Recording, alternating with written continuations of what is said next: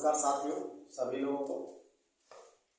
हम पढ़ रहे थे फिजिक्स में, हम कुछ क्वेश्चन कर रहे थे और हमने क्वेश्चन का अभ्यास किया था। पिछले 2 वीडियो में हमने कुछ क्वेश्चन का अभ्यास फिजिक्स में किया था। आज हम और कुछ क्वेश्चन का अभ्यास करेंगे और समझेंगे कि किस प्रकार फिजिक्स के क्वेश्चन को सॉल्व किया जाता है। और हम टॉपिक वाइज, चैप्टर वाइज, हर टॉपिक वाइज हम फिजिक्स से क्वेश्चन को लेंगे और सॉल्व करेंगे।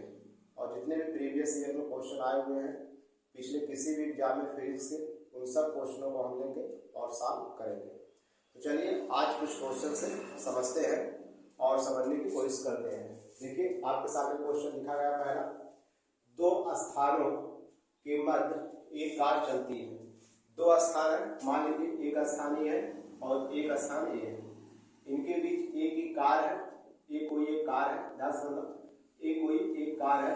इन 2 स्थानों के बीच मूव करती है। एक स्थान ए है मान लो, एक स्थान बी है। 2 स्थानों के बीच चलती है। करा है यात्रा का वह आधा भाग 40 किलोमीटर पर घंटे। यात्रा का आधा भाग मतलब यहाँ तक, यहाँ से लेके यहाँ तक वो आधा भाग कितने स्पीड से चलता है? 40 किलोमीटर पर घंटे।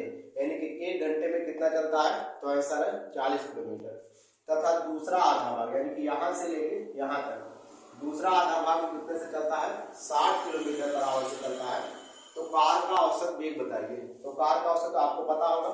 अगर मान लीजिए यहाँ से टोटल डिस्टेंस कुछ है डी है और यहाँ से यहाँ तक कार v1 वेग से चले और यहाँ से आधे से इधर v2 वेग से चले, तो कार का औसत वेग क्या होता है? तो औसत वेग का फार्मूला होता है 2v1 v2 by v1 plus v2। आपको पता होगा अगर कार ए से मान लो इस पॉइंट तक जा रहा है v1 वेग से और यहाँ से यहाँ तक v2 वेग से जा रहा है, तो कार किसी भी कार का या किसी भी पार्टिकल का जो मूव कर रहा है तो उसका औसत वेग कैसे निकाला जाता है? तो 2v1 v2 by v1 plus v2। तो v1 आपको दिया गया है कितना? 40 किलोमीटर पर आवर और v2 कितना दिया गया? 60 किलोमीटर पर आवर। रख दीजिए फार्मूले पे। तो क्या हो जाएगा फार्मूले में रखने पर? तो औसत वेग हो जाएगा, औसत वेग बराबर 2v1 और v1 कितना है? 40 और v2 कितना है? तो v2 है 60, तो 60 बाई v1 धन v2, 40 धन 60। सॉल्व करेंगे तो 2 गुणे 40 गुणे 60 बटा 40 धन 60 कितना होता है? तो आंसर है 100। 2 जीरो से 2 जीरो क्या हो जाएंगे? कैंसिल हो जाएंगे। अब 6 चौक 24 और 24 दूना कितना होता है? 48। तो ऑप्शन नंबर क्या सही हो जाएगा? डी। तो 48 किलोमीटर पर आवर उसका क्या होगा? उस कार का औसत वेग होगा। बात समझ में आ गया होगा कि अगर एक स्थान ए है, ध्यान से समझना, अगर एक स्थान ए है, एक स्थान ए है, 2 स्थानों के बीच कोई कार मूव कर रही है और आधी दूरी v1 स्पीड से चले यहाँ से यहाँ तक और आधी दूरी v2 स्पीड से चले, तो उसका औसत वेग क्या होता है? 2v1 v2 by v1 plus v2। इस सूत्र से हम निकालते हैं। बात क्लियर हुआ? इसके बाद दूसरा सवाल देखते हैं। देखिए दूसरा सवाल क्या है?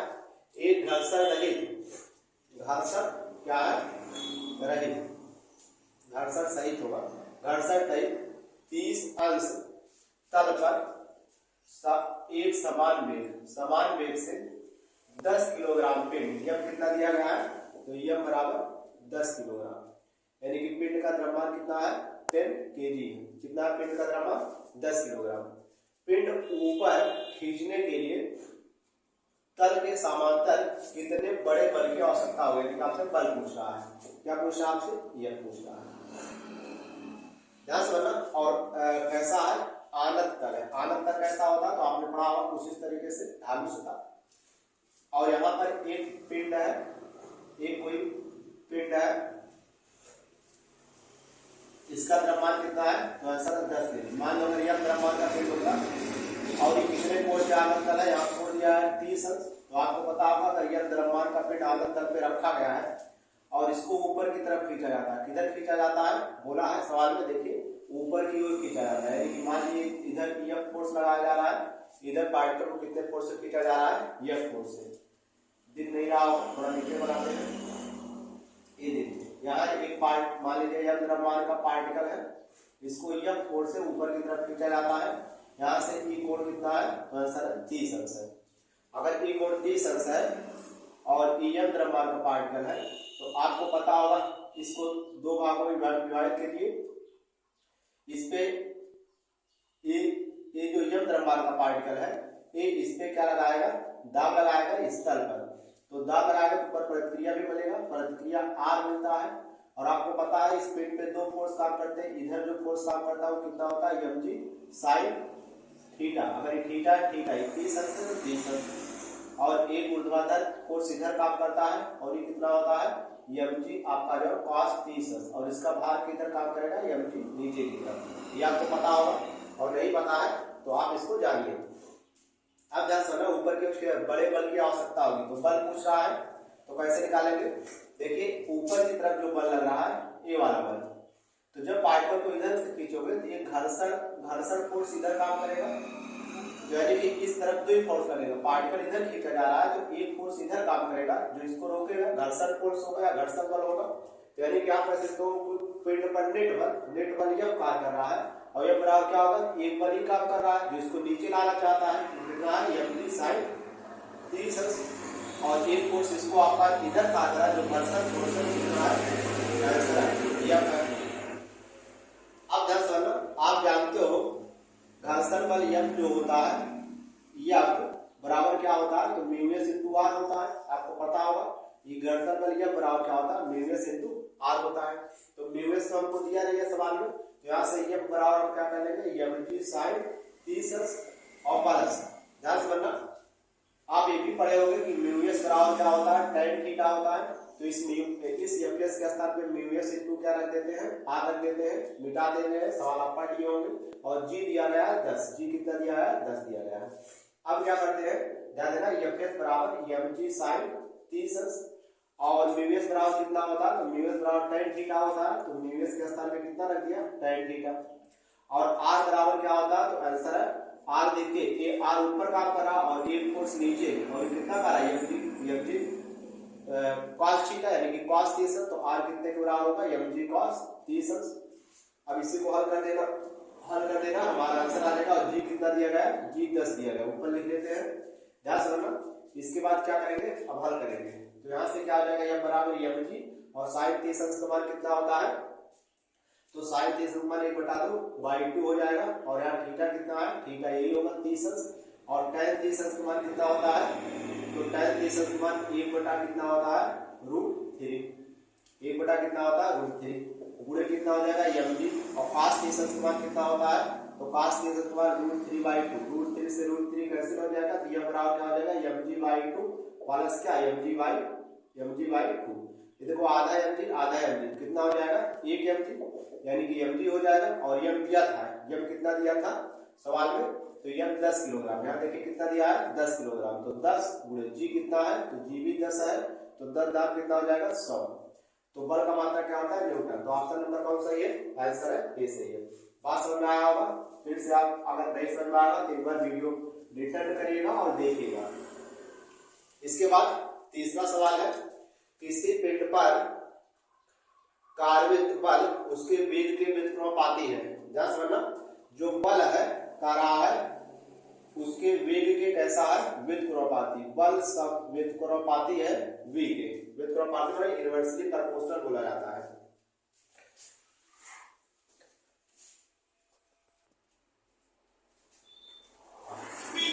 चलिए ठीक है, तो अगर आप फोर्स जो है वो इनवर्सली प्रोपोर्शनल है किसके, आंसर है वेग के। फोर्स वेग के क्या है, इनवर्सली प्रोपोर्शनल है। तो कह रहा है बताइए, क्या बताना है, पिंड का वेग है, कह रहा है एक पिंड पर कार्यरत जो बल है वो वेग के क्या है, इनवर्सली प्रोपोर्शनल है। तो पिंड का वेग है, पिंड का वेग किसके समानुपाती करा, क्या पिंड का वेग अचर है। दूसरा ऑप्शन करा, क्या पिंड का वेग समय के समानुपाती है। तीसरा ऑप्शन करा, क्या पिंड का वेग समय के व्युत्क्रमानुपाती है। और चौथा ऑप्शन करा, क्या पिंड का वेग समय के वर्गमूल के क्या है, समानुपाती है। ये बहुत ही अच्छा सवाल है, आप समझने की कोशिश करिएगा। देखिए यम बराबर आप जानते हो क्या होता है, यम होता है, क्या होता है, यम बराबर यम, और ए बराबर क्या होता है, डीवी बाई dt। वेग परिवर्तन की दर को ही क्या कहते हैं, त्वरण कहते हैं। तो यम बराबर यम, समानुपाती, समानुपाती हटा दे रहे हैं, एक नियतांक लगा दे रहे हैं के, और नीचे कितना है, v है, तो v, ये आपको सवाल में दिया है कि फोर्स किसके इनवर्सली प्रोपोर्शनल है, वेग के है, तो वेग के कह दिया। और यम कितने बराबर होता है, यम, और ए बराबर कितना होता है, dv बाई dt। तो dv बाई dt रख सकते हैं, वेग परिवर्तन की दर को ही क्या कहा जाता है, एक्सीलरेशन या त्वरण कहा जाता है, बराबर क्या हो जाएगा, k बाई v। बात क्लियर हुआ कि नहीं क्लियर हुआ, कोई डाउट है बताइए। आप दोनों बच्चों का इंटीग्रेशन ले लीजिए, अभी पता चल जाएगा, इधर का समाकलन, इधर का समाकलन। तो आप जानते हो यम अचर है, जब कोई पार्टिकल मूव करेगा तो उसका यम तो चेंज नहीं होगा कि यम बदलेगा, तो यम अचर है, तो यम को हम क्या कर लेंगे, बाहर ले लेंगे समाकलन के, और क्या बचेगा, dv बाई dt बचेगा, और यहाँ kv क्या है, अचर है, तो kv को बाहर ले लेते हैं, यहाँ क्या बचेगा, 1/v, क्या बचेगा, 1/v बचेगा। बात क्या हुआ, और यहाँ हम समाकलन जब कर रहे हैं तो किसी के सापेक्ष कर रहे होंगे, ठीक है। इसको ऐसा कह लीजिए, इसको पहले आप ऐसा कर लीजिए, यम dv, dt को इधर ले जाइए तो क्या हो जाएगा, kv और इंटू dt, dt इधर चला गया। अब समाकलन करिए, इसका इंटीग्रेशन, इसका इंटीग्रेशन, तो यह बच्चा है इंटीग्रेशन dv, वहां से भी करेंगे आएगा k, और यहाँ कितना बचेगा, 1/v, और क्या, dt। बात क्लियर हुआ। अब इसका समाकलन क्या होगा, 1 dv का क्या होता है समाकलन, तो 1 dv का समाकलन कितना होता है, तो 1 dv का समाकलन होता है, बात क्लियर हुआ, हाँ, या इसको इधर भी गुणा कर लीजिए तो ज्यादा अच्छा हो जाएगा, ठीक है ना, इसको इधर भी लिख लीजिए, तो यम इंटू क्या हो जाएगा, v, और dv बराबर इधर का अचर रहा है k dt, अब ठीक रहेगा। देखिए अब क्या हो जाएगा, यहाँ से इंटीग्रेशन यम अचर बाहर हो जाएगा, v dv बराबर k, और कितना 1 dt, और इसका क्या हो जाएगा, आप जानते हो integration x power n dx, इसका फार्मूला क्या होता है, पावर में एक जोड़ दिया जाता है, टोटल पावर क्या हो जाता है नीचे, इसका समाकलन, तो यहाँ पावर में एक जोड़ दीजिए, v स्क्वायर बाई कितना हो जाएगा, 2 हो जाएगा, और बराबर k, और 1 dt का समाकलन कितना होगा, तो आंसर है t हो जाएगा, कितना हो जाएगा, t हो जाएगा। अब ध्यान से समझना, अब क्या हो जाएगा, यहाँ से v निकालो, दोबारा वेग किसके बराबर है, v निकालो, तो v बराबर क्या हो जाएगा, ये हो जाएगा 2k और बाई m इंटू टी, और v का स्क्वायर और मूल लेंगे तो v बराबर √2k m इंटू टी। अब देखिए तो वेग किसके का रहा है, किसके बराबर है, क्या वेग अचर है, तो वेग अचर तो नहीं है, क्योंकि टाइम चेंज होगा तो वेग बदलेगा, ये बात गलत है, यानी करार समय के समानुपाती है, करार समय के समानुपाती है, समय के समानुपाती का अगर ऐसा होता तो समय के समानुपाती है, यहाँ √t पे लगा है, ठीक है, क्या अंडर, यानी कि ये भी ऑप्शन गलत है, समय के समानुपाती है नहीं है, करार समय के वर्गमूल के समानुपाती, हाँ बिल्कुल, देखिए टाइम के वर्गमूल, टाइम पे क्या लगा है, अंडर, टाइम के वर्गमूल में क्या है, समानुपाती है, तो ऑप्शन नंबर क्या सही होगा, आंसर है डी सही होगा। बहुत ही अच्छा सवाल है, आप इसको समझिएगा, हमने पूरा ही बताया, ध्यान से समझना। इसके बाद सवाल नंबर डी है, डी वाला चौथा सवाल देखते हैं, क्या है चौथा सवाल, कह रहा है 1000 किलोग्राम द्रव्यमान का एक कार 30 मीटर पर सेकंड की चाल से गति कर रहा है, उसका द्रव्यमान दिया, द्रव्यमान कितना है, 1000 किलोग्राम है, 1000 किलोग्राम, वेग दिया गया है v बराबर 30 मीटर पर सेकंड से गति कर रहा है, इसे रोकने के लिए ब्रेक लगाया जाता है, कार को रोकने के लिए क्या लगाया जाता है, ब्रेक लगाया जाता है, यदि टायर और सड़क के बीच घर्षण बल कितना है, घर्षण बल दिया गया है Fs, या F दिया गया है 5000 न्यूटन, 5000 न्यूटन दिया है, तो कार को रोकने में समय लगेगा, समय t बराबर पूछ रहा है। आप ध्यान से समझो, आप जानते हो संवेग परिवर्तन F जो होता है, संवेग परिवर्तन की जो दर होता है बल के क्या होता है, बराबर होता है, यानी कि ऐसा समझ सकते हो संवेग परिवर्तन की दर जो होता है वो क्या होता है, टाइम के संवेग परिवर्तन की दर बाह्य बल के क्या होता है, बराबर होता है। यहाँ से F इंटू टी बराबर क्या हो जाएगा, डेल्टा पी, यानी कि पी, और आप जानते हो पी बराबर क्या होता है, एम पी, तो F इंटू टी बराबर इसके स्थान पे क्या लिखते हैं, एम पी, वेग में जो चेंजिंग हो रहा होगा, तो F कितना है, सॉरी F हमको दिया ही नहीं है, क्या दिया गया है, क्या निकालना है, कार को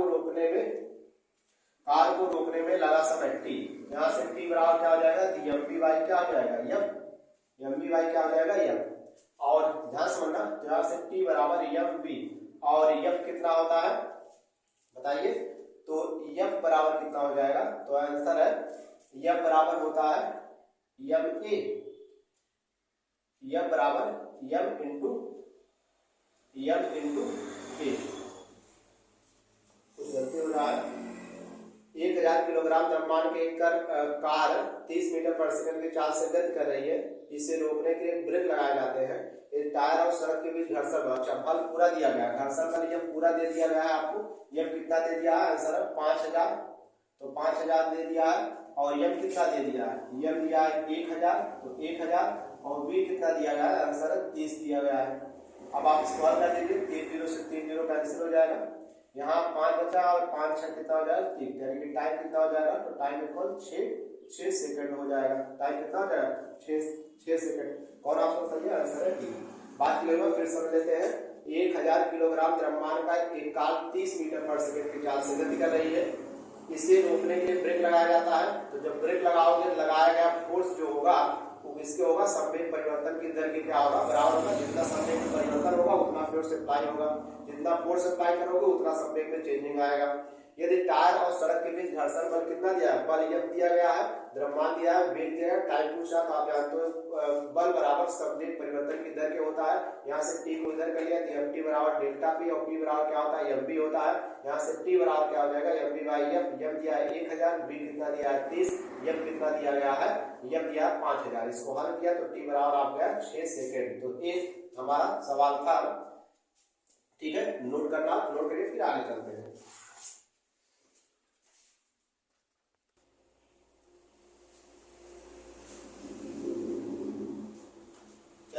नेक्स्ट क्वेश्चन को देखते हैं।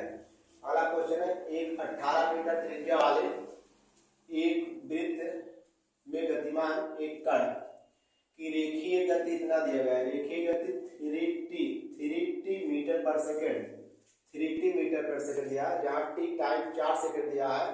4 सेकंड पर त्वरण का परिमाण होगा। ध्यान देना, एक पार्टिकल का वृत्तीय गति कर रहा है, ये कोई पार्टिकल है, कैसा गति कर रहा है, वृत्तीय गति कर रहा है, और इसका रेखीय गति, आप जानते हो पार्टिकल में 2 गति होता है। एक होता है रेखीय गति जो एक रेखा में गति करता है, v कितना दिया है, 3t दिया गया है। हमारा t बराबर 4 सेकंड है, 4 सेकंड बीतने के बाद कण में त्वरण होगा। तो अगर कोई पार्टिकल वृत्तीय गति करता है, तो वृत्तीय गति करता है तो त्वरण का फार्मूला क्या होता है, तो त्वरण का फार्मूला होता है v स्क्वायर बाई कितना, आंसर है r होता है। तो a बराबर v कितना दिया गया है, तो v दिया है 3t, तो 3t का स्क्वायर, और r कितना है बताइए, r कितना है, तो कह रहा है एक 18 मीटर त्रिज्या का एक वृत्त, तो r दिया 18, तो आंसर 18। तो a बराबर कितना हो जाएगा, यहां लिख देते हैं, तो a बराबर कितना हो जाएगा, a बराबर 3 हो जाएगा, 3 का वर्ग 9, और t स्क्वायर बाई कितना 18, तो a बराबर 9, और t कितना दिया 4 सेकंड पूछ रहा है, तो 4 का वर्ग बटे 18, तो 9 दूनी 18, तो a बराबर 4 का वर्ग 16, 16 बटे कितना हो जाएगा 2, और a बराबर कितना हो जाएगा 8, और त्वरण का मात्रा क्या होता है, मीटर पर सेकंड स्क्वायर। तो त्वरण का मात्रा क्या होता है, वेग परिवर्तन की दर को त्वरण कहते हैं, तो 8 meter per second square. Option number b क्या है, सही है। बात क्लियर हुआ होगा। इसके बाद अगला सवाल है, अगला सवाल समझते हैं कैसे लगेगा। क्रमशः 10 न्यूटन यानी कि फोर्स दिया गया है। न्यूटन किसका मात्रक होता है, तो आंसर है बल का मात्रक, 3 मीटर पर सेकंड। वेग दिया गया है, v बराबर कितना दिया है, 3 मीटर पर सेकंड। पहले आप सवाल को पढ़िए और लिखिए जो दिया है। द्रव्यमान दिया गया है कितना, द्रव्यमान दिया गया है 200 किलोग्राम, 200 किलोग्राम। बल जो ये बल है, जो ये वेग है, और जो ये मात्रा है, मात्रा यानी कि द्रव्यमान की नई इकाइयां मानने पर समय व ऊर्जा की नई इकाई बताइए।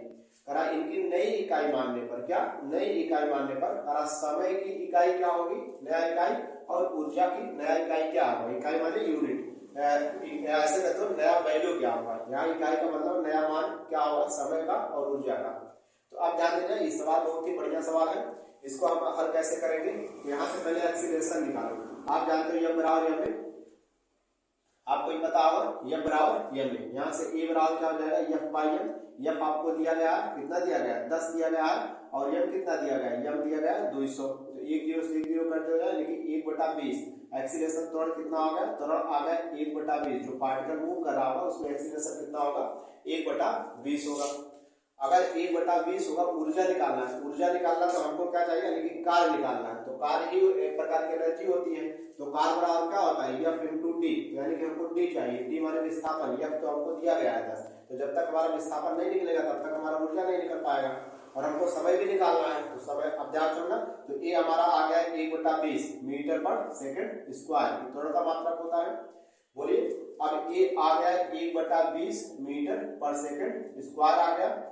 अब ए कितना होता है, तो वेग परिवर्तन की दर को v/t क्या होता है, तो v/t क्या कहलाता है, त्वरण कहलाता है। तो ए के स्थान पे हम कितना रख सकते हैं, v/t रख सकते हैं। और v हमको कितना दिया है, 3, यानी कि 3/t बराबर 1/20। यहाँ से t बराबर इधर जाएगा, इधर जाएगा, तो t बराबर कितना हो जाएगा, 20 यानी 60, यानी कि 60 सेकंड, यानी कि t 60 सेकंड। देखिए किसमें है 60 सेकंड, 60 सेकंड यहाँ है, यानी कि समय जो है 60 सेकंड है। और ऊर्जा 1800 जूल, ये वाला ऑप्शन नहीं होगा क्योंकि समय 3600 दिया गया है।